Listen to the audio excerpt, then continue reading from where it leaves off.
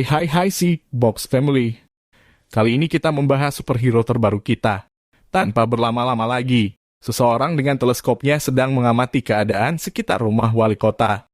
Malam ini sedang berlangsung perayaan Halloween. Sementara itu di kediaman wali kota, ia tengah melihat siaran ulang debatnya dengan calon wali kota yang masih sangat muda. Namanya Belaril dan ia saat ini menentang program pembaruan dana yang telah dicanangkan oleh wali kota dulu yaitu Thomas Wayne sampai sekarang. Sejenak wali kota Mitchell menerima telepon. Karena malam ini ia tak mau diganggu, ia pun menginginkan si penelpon besok pagi untuk datang ke kantornya saja. Kemudian ia mematikan saluran televisi itu. Baru saja ia hendak beranjak dari tempatnya berdiri, seseorang bertopeng dan memakai kacamata menyerangnya dari belakang. Mitchell langsung ambruk ke lantai. Dan dengan ganasnya si manusia bertopeng menghajarnya bertubi-tubi dengan teker, yaitu alat pemasang karpet lantai. Kota Gotham saat ini menjelma menjadi sebuah kota besar yang sibuk dengan hiruk-pikuknya. Kriminalitas merajalela, perdagangan narkoba cair yang dikenal dengan tetes saat ini meningkat tajam dan buruknya penanganan hukum. Wali kota Mitchell terpilih kembali karena prestasinya menyingkirkan kartel narkoba terbesar kota itu yaitu Salvatore Maroni. Ia bekerja sama dengan komisaris Pete Savick dari GCPD berhasil menewaskan gembong narkoba itu. Di sebuah kereta terlihat segerombolan pria dengan wajah dilukis seperti badut sedang menerima anggota baru seorang anak muda. Kota Gotham saat ini punya semacam signal cahaya untuk menandai kehadiran Batman. Sebagian orang menganggap Batman masih meresahkan karena ia bertindak dengan main hakim sendiri. Apalagi buat sebagian aparat, Batman adalah musuh masyarakat. Ia salah bayangan dari kota Gotham yang muncul dari kegelapan. Seorang pria berkacamata turun dari kereta. Ia diikuti oleh gerombolan pria berwajah badut yang mengikuti di belakangnya. Menyadari hal itu, pria berkacamata segera berlari secepatnya. Namun ia tertangkap oleh gerombolan itu dan si pemimpin menyuruh anggota baru itu untuk menghajarnya. Si anak muda itu melihat signal Batman muncul di langit Gotham. Gerombolan itu sejenak menghentikan aksinya. Tak lama kemudian Batman muncul dari sudut gelap sebuah lorong. Perlahan Batman mendekati gerombolan itu. Seorang dari gerombolan mencoba menghalanginya, namun dengan sekali pukul ia jatuh tersungkur. Kemudian mereka pun segera mengeroyok Batman. Tanpa kesulitan yang berarti Batman mampu menjatuhkan lawan-lawannya. Akhirnya gerombolan itu lari tunggang-langgang menyelamatkan diri. Letnan Jim Gordon datang ke tempat peristiwa pembunuhan wali kota bersama Batman. Seorang petugas bernama Martinez berusaha tak mengizinkan ia masuk. Namun Jim menyuruh bawahannya untuk membiarkan Batman masuk bersamanya. Terlihat mayat wali kota bersandar di sebuah kursi. Kepalanya terbungkus plastik perekat dan ibu jarinya putus. Seorang detektif mencoba menjelaskan penemuannya pada Jim. Batman memperhatikan setiap keterangan yang dijelaskan oleh si detektif. Si pembunuh diperkirakan masuk melalui langit-langit atap rumah. Batman matanya tertuju dengan sebuah goresan berdarah di lantai rumah. Petugas forensik menemukan sebuah catatan dan sandi yang ditujukan kepada Batman. Catatan itu berbunyi apa yang dilakukan pembohong setelah mati. Tiba-tiba komisaris Pete Savick datang ke ruangan itu. Ia memarahi Jim yang membawa Batman si tukang main hakim bersamanya. Lalu Jim menunjukkan catatan si pembunuh yang ditujukan kepada Batman. Tapi Pete tak mau tahu, ia tetap menginginkan Batman segera pergi dari tempat itu. Komisaris meninggalkan ruangan karena harus menghadiri jumpa pers untuk memberikan keterangan tentang kematian wali kota. Anak wali kota yang masih kecil hanya bisa diam ketika dimintai keterangan petugas. Sesaat ia menoleh kepada Batman, mungkin ia merasa melihat si pembunuh mirip seperti Batman. Batman kini sudah berganti kostum. Ia memacu motornya untuk segera pulang ke rumah. Jalan menuju ke kediamannya ternyata sangat berliku dan beberapa kali melalui jalur bawah tanah. Hingga akhirnya ia pun sampai di rumahnya. Sampai rumah Batman yang mempunyai nama asli Bruce Wayne melepas lensa matanya. Bruce memasukkan sebuah memori ke sebuah perangkat lunak. Hari ini telah terjadi pembunuhan wali kota seperti 20 tahun lalu pun terjadi pembunuhan wali kota Thomas Wayne. Seorang miliarder sekaligus ayah bagi Bruce yang terbunuh saat kampanye. Pembunuhnya sampai sekarang belum terungkap.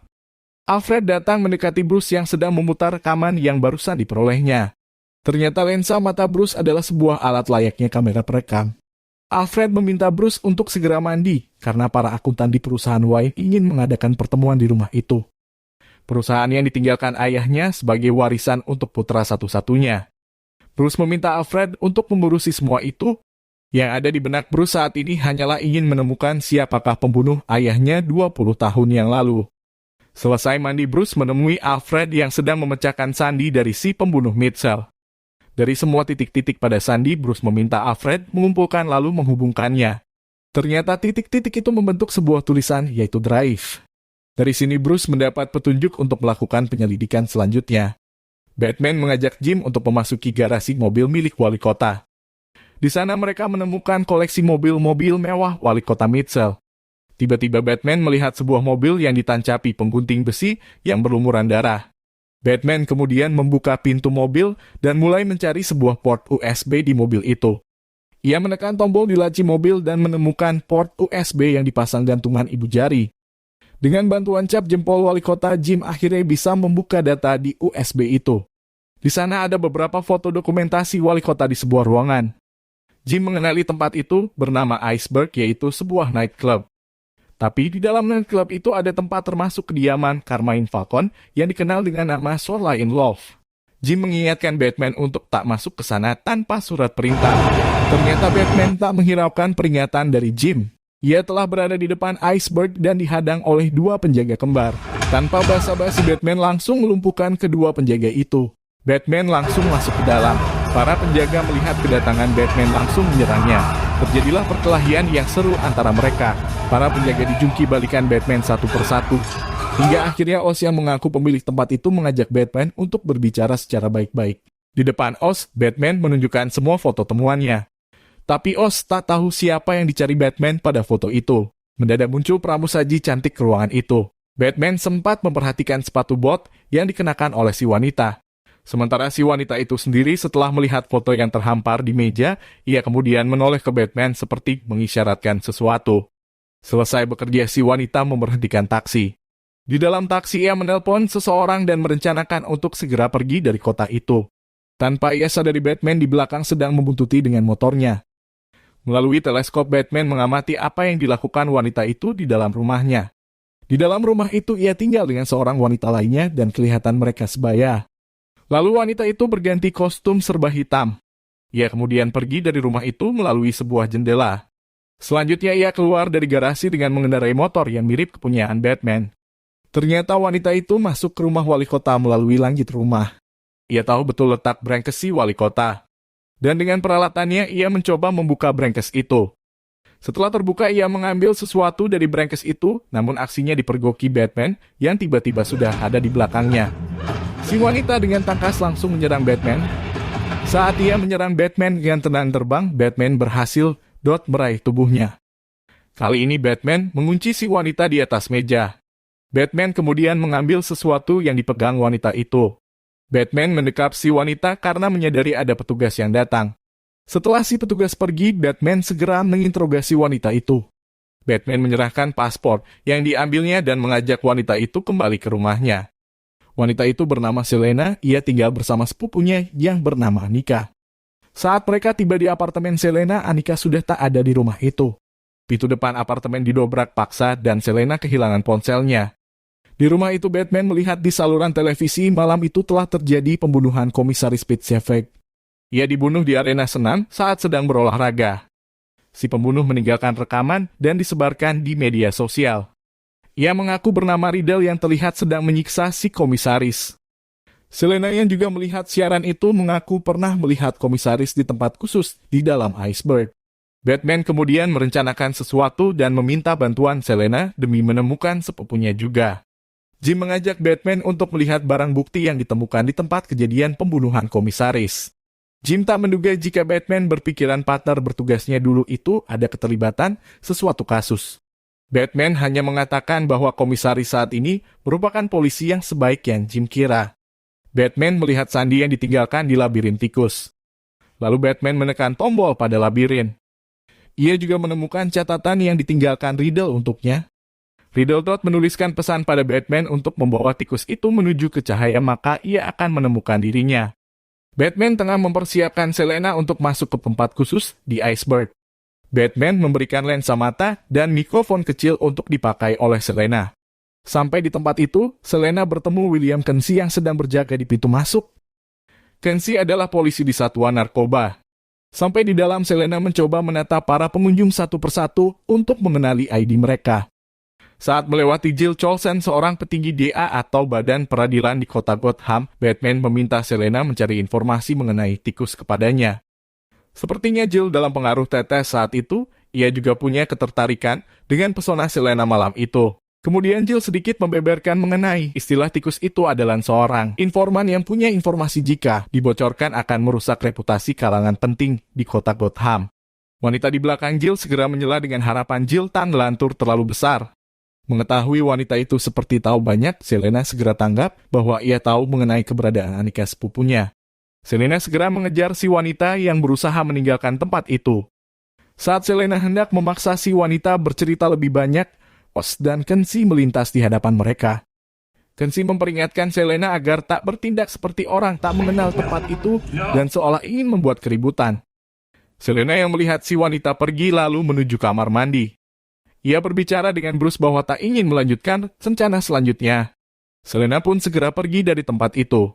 Jim yang mencari keberadaan Selena karena tertarik padanya, mendapati Selena di luar. Ia menawarkan diri untuk mengantar Selena pulang. Tapi Selena lebih suka naik taksi dan tak ingin Jill mengantarnya. Jill segera masuk ke mobilnya. Namun tak disangka Riddle telah menunggunya di dalam mobil. Dipukulnya kepala Jill berkali-kali hingga tak sadarkan diri. Lalu Jill terlihat melakukan sesuatu pada Jill di mobil itu. Batman menemui Jim dan menjelaskan siapa yang dimaksud tikus itu. Ia adalah seseorang yang mempunyai data penting tentang orang-orang yang memainkan aturan di kota Gotham. Baik itu dari kepolisian, pemerintahan, maupun aparat penegak hukumnya. Hari itu Bruce mendatangi acara penggalangan dana pembaruan sekaligus penghormatan kepada mendiang wali kota Mitchell. Sepertinya acara ini dihadiri oleh kalangan atas di kota Gotham. Bruce tiba di sana tak lama kemudian disusul kedatangan Carmine Falcone. Seorang teman dekat ayahnya dulu, Bruce mendatangi Falcone berusaha untuk menyapanya. Ia kemudian masuk ruangan dan tak berselang lama calon wali kota Belariel menghampirinya. Bella menyinggung Bruce yang harusnya bisa berperan menggantikan ayahnya. Mereka berjalan bersama hingga Bella pamit untuk mengucapkan bela sungkawa kepada keluarga wali kota. Bruce melihat kehadiran Riddle di balkon. Bersamaan dengan itu sebuah mobil menerobos masuk ke dalam ruangan itu. Mobil itu terhenti ketika menaiki anak tangga dan menabrak tembok di depannya. Polisi bergerak cepat mengepung mobil itu. Mereka segera menyuruh keluar si sopir yang ternyata adalah Jill Cholson. Ia dalam keadaan terikat bom di lehernya dan di tangannya dilekatkan sebuah telepon genggam. Bruce melihat ada catatan menempel di baju depan Jill. Bruce akhirnya berubah menjadi Batman dan perlahan menghampiri Jill yang sedang duduk di kursi.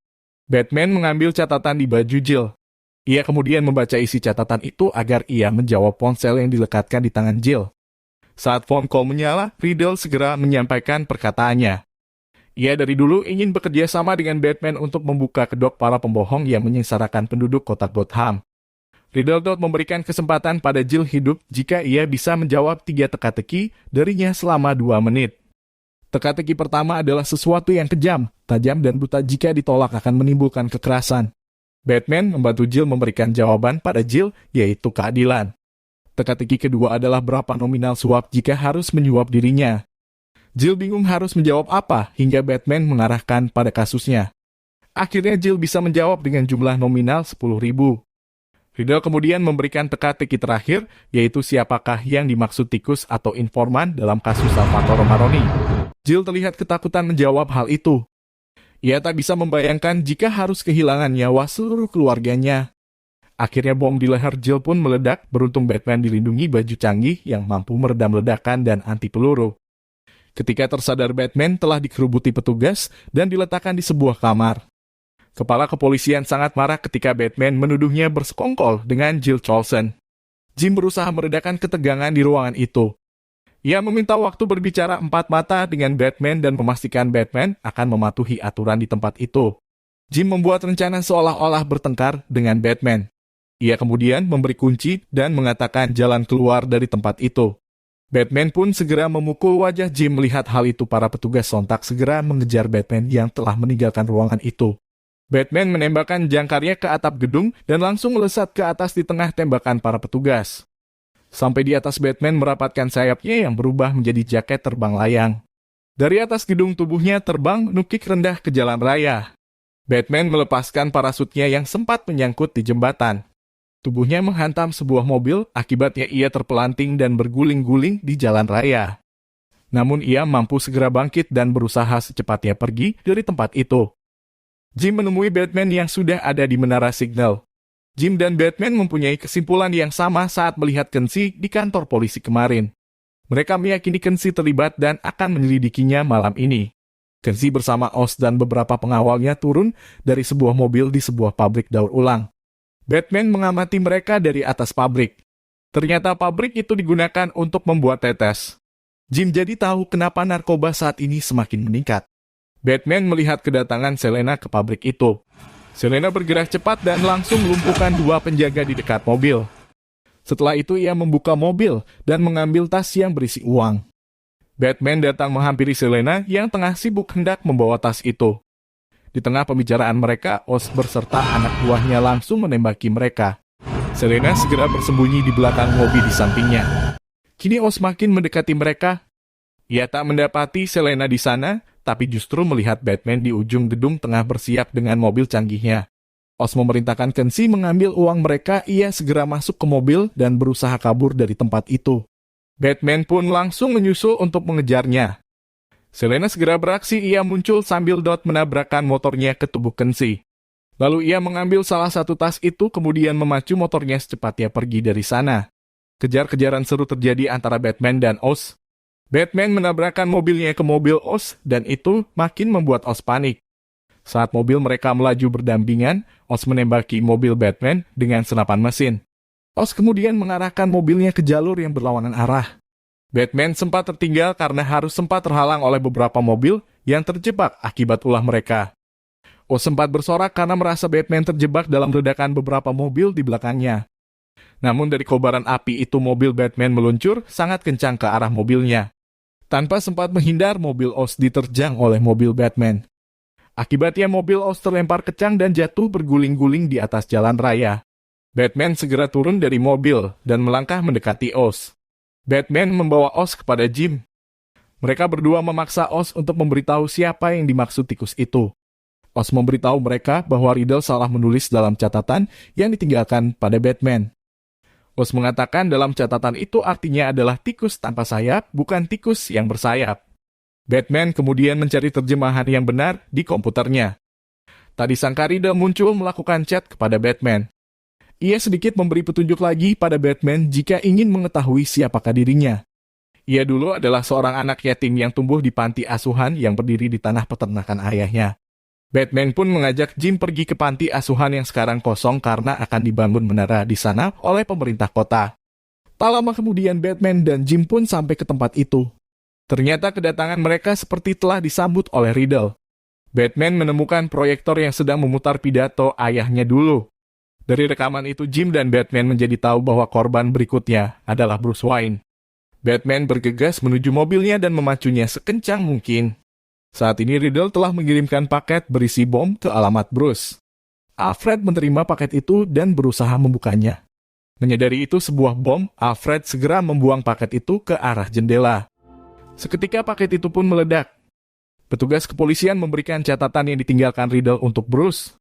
Kini Bruce berusaha memecahkan masalahnya sendiri tanpa bantuan Alfred yang sedang dirawat di rumah sakit. Tiba-tiba Selena menghubunginya lewat lensa mata dan mikrofon yang diberikan padanya dulu. Selena kemudian menemui Batman di menara signal. Ia memberitahu pada Batman bahwa Kensi telah membunuh Annika sepupunya. Ia meminta bantuan Batman untuk menemukan keberadaan Kensi saat ini. Selena menceritakan siapa dirinya sebenarnya. Ia adalah anak dari Carmine Falcon. Menginjak usia 7 tahun ibunya dibunuh oleh orang suruhan ayahnya.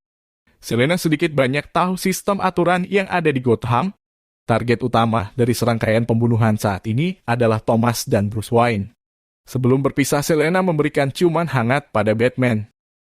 Bruce memutar kembali pidato ayahnya. Dalam rekaman itu, Thomas mengatakan bahwa kotak Gotham didirikan oleh keluarga Wayne dan Arkham. 20 tahun yang lalu, seorang reporter menyelidiki sisi gelap keluarga Arkham. Ia menemukan skandal pembunuhan yang dilakukan Ibu Martha dulu telah membunuh ayahnya sendiri. Mendapati kenyataan itu, keluarga Arkham dengan limpahan uang dan kuasanya berusaha menutupi aib itu. Thomas berusaha membujuk si reporter agar merahasiakan hal itu dengan imbalan uang yang banyak. Ia juga bermaksud menyelamatkan pencalonan wali kotanya yang sebentar lagi. Namun reporter itu menolak tawaran Thomas. Lalu Thomas memutuskan untuk menyuruh Falcon menghabisi reporter itu. Keluarga Wayne dan keluarga Arkham ternyata mewariskan kebohongan dan pembunuhan ke kota Gotham. Bruce hanya bisa tertunduk lemas mendapati rekaman dari Riddle itu. Bruce kemudian mendatangi Falcon ke Shoreline Love. Falcon mengakui telah membunuh reporter itu di depan Bruce. Kemudian ia memberi informasi tambahan pada Bruce bahwa reporter itu sebenarnya adalah suruhan Salvatore Maroni. Maroni saat itu tak menginginkan Thomas terpilih kembali sebagai wali kota. Bruce menunggu Alfred sampai terbangun. Saat Alfred mulai bangun, Bruce langsung menyalahkannya karena telah berbohong selama ini. Alfred sampai sekarang meyakinkan Bruce bahwa ayahnya adalah orang yang baik. Bruce memberitahu Alfred bahwa ia telah menemui Falcon. Alfred kembali meyakinkan Bruce bahwa ayahnya tak seperti yang dikatakan Falcon. Ayahnya dulu sempat ingin menyerahkan diri ke polisi. Ia hanya berniat menyelamatkan Martha, istrinya, dan anaknya. Sampai akhirnya Thomas tewas oleh seorang yang tak dikenal. Sampai sekarang pembunuhan itu belum terungkap. Kini Bruce mulai mempercayai Alfred kembali. Ia menggenggam tangan Alfred dengan erat.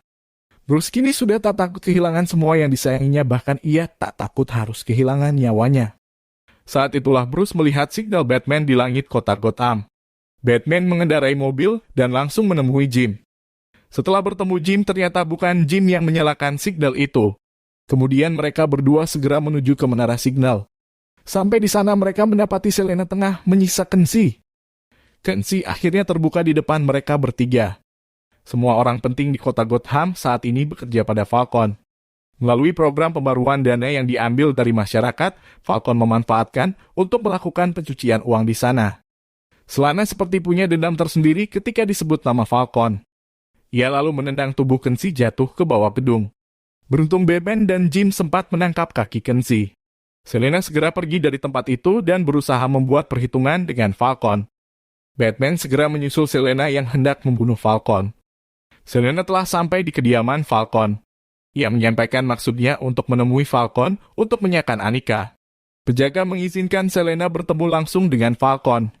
Selena kemudian bercerita mengenai Annika dengan penuh kesedihan. Saat itu Batman juga baru tiba di tempat itu. Ia menyelinap masuk mengelabui penjaga. Namun penjaga di dalam mengetahui keberadaan Batman yang masuk ke ruang listrik. Saat yang ditunggu Selena pun tiba. Perlahan ia mengeluarkan pistol dari tasnya dan hendak menembak Falcon yang saat ini ada di depannya.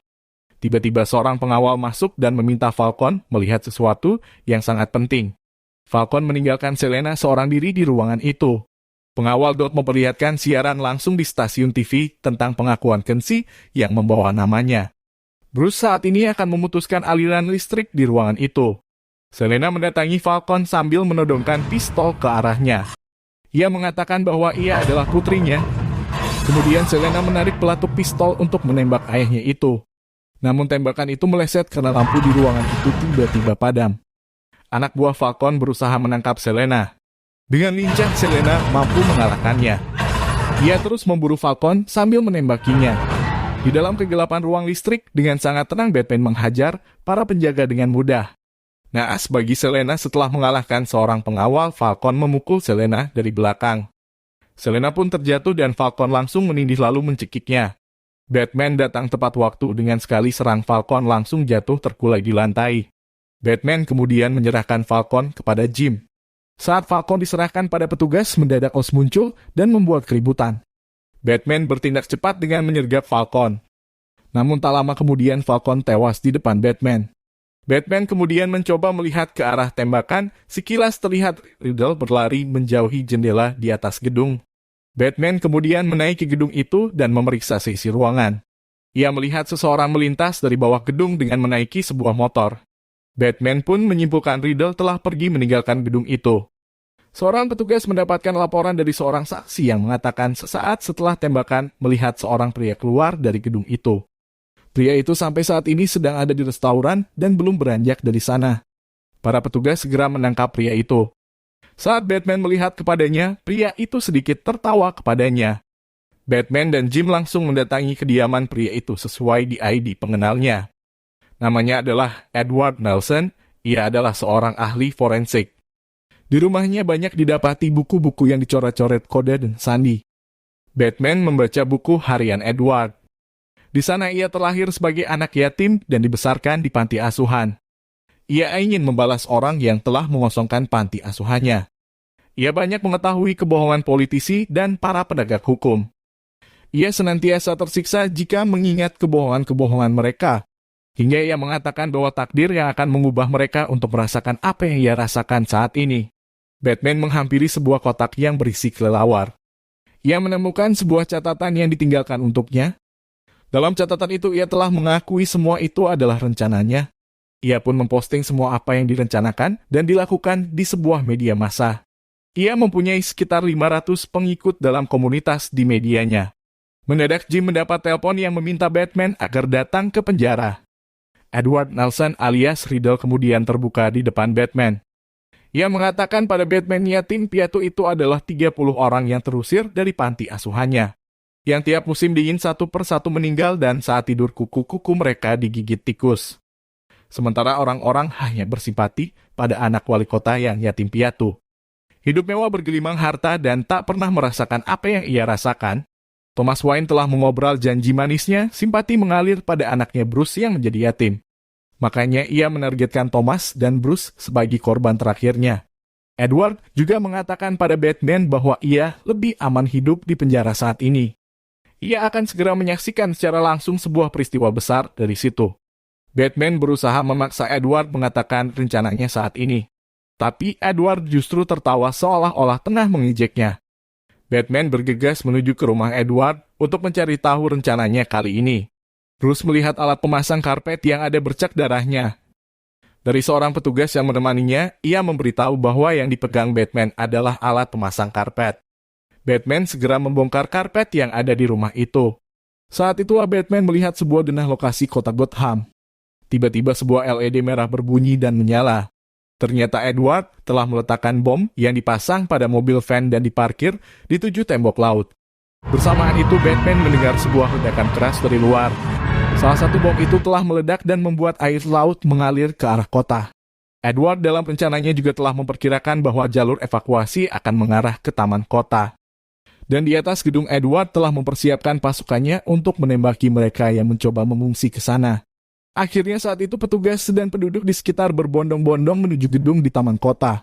Di gedung taman kota saat ini Jim mencoba memerintahkan mencari sumber ledakan tadi. Bella-Rio yang saat ini terlihat di sana mencoba menenangkan para penduduk melalui pidatonya. Mendadak sebuah tembakan menyerempat perut Bella dan membuat dia terjatuh ke lantai. Melihat itu Jim langsung bergerak membawa tubuh Bella masuk kembali ke dalam gedung. Batman muncul dari langit atap gedung dan langsung memporak-porandakan para penembak. Ia menembakkan jangkarnya dan menggantung beberapa penembak setelahnya. Sambil bergelantungan Batman mendatangi dan menghajar musuh-musuhnya. Gerombolan itu seperti tak pernah habis. Padahal banyak dari mereka telah dilumpuhkan oleh Batman. Jim melihat Batman sepertinya memerlukan bantuan. Selena juga tiba di tempat itu. Ia melihat Batman dalam posisi tengah bergantung dan dikepung oleh musuh. Batman memasang bom asap lalu menyalakannya. Seiring asap mengepul, ia segera naik untuk menghindari kepungan musuhnya. Sampai di atas kembali Batman mengajar lawan-lawannya. Hingga pada suatu saat seorang musuh mampu menembak Batman dengan senapan shotgun.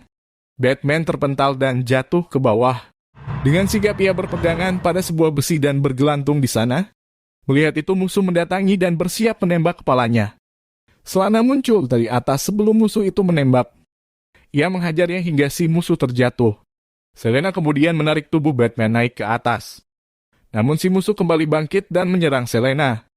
Batman menyuntikkan cairan berwarna hijau ke tubuhnya dan membuat staminanya menjadi lebih kuat. Ia langsung menghajar si musuh dan melayangkan pukulan bertubi-tubi kepadanya. Jim datang dan menghentikan tindakan Batman yang berlebihan itu. Jim mendekati si penembak tadi dan membuka topeng yang ia kenakan. Kemudian ia bertanya siapakah dirinya. Si penembak menjawab bahwa ia adalah si pembalas dendam. Bersamaan itu pintu gedung di taman kota tak mampu menahan derasnya air. Air terlihat masuk dari segala arah dan menggenangi tiap dataran rendah di ruangan itu. Batman melihat sebentar lagi listrik padam. Ia menembakkan jangkarnya ke tengah atap gedung, lalu ia bergantung dan kemudian memutus tali yang melilit tubuhnya. Ia pun tercebur ke dalam air di dalam gedung. Batman mengambil sebuah tongkat suar kemudian menyalakannya. Ia mendatangi para penduduk yang terjebak di air dalam keadaan gelap. Batman mengajak para penduduk untuk mengikutinya. Ia menuntun mereka dan membawanya ke dataran yang lebih tinggi. Keesokan harinya keamanan nasional turun untuk mengevakuasi para pengungsi. Pos dari atas sebuah gedung memandangi kota Gotham yang tergenang air. Ia bertekad membangkitkan kembali kekuasaannya di kota Gotham. Batman sambil menggendong gadis kecil yang terluka ingin berbuat lebih untuk penduduk kota itu. Ia menatap masa depan dan melupakan apa yang buruk yang terjadi di masa lalu. Di sela penjara Edward meratapi kegagalan di akhir rencananya. Manusia bertopeng berjuluk Batman telah menghancurkan rencana balas dendamnya. Tiba-tiba seseorang di sel sebelahnya mengatakan bahwa apa yang dia lakukan sudah cukup baik. Kota Gotham selalu menantikan kebangkitan kembali. Pria itu juga memberikan teka-teki buat Edward, yaitu semakin sedikit dari mereka yang kamu miliki maka semakin besar nilainya. Batman mendatangi Selena di tempat pemakaman ibunya. Selena meminta Batman untuk ikut pergi bersamanya. Namun Batman merasa kota itu membutuhkan dirinya ke depannya. Kota Gotham saat ini selalu mengirimkan signal di langit untuknya. Hingga mereka pun akhirnya berpisah di sebuah persimpangan di depan area pemakaman. Sekian kisah superhero kita, semoga ketemu lagi di kisah menarik lainnya. Sampai jumpa. Jangan lupa share, like, dan komennya. Semoga yang subscribe hidupnya lebih barokah dan senantiasa diberikan kesehatan. Amin.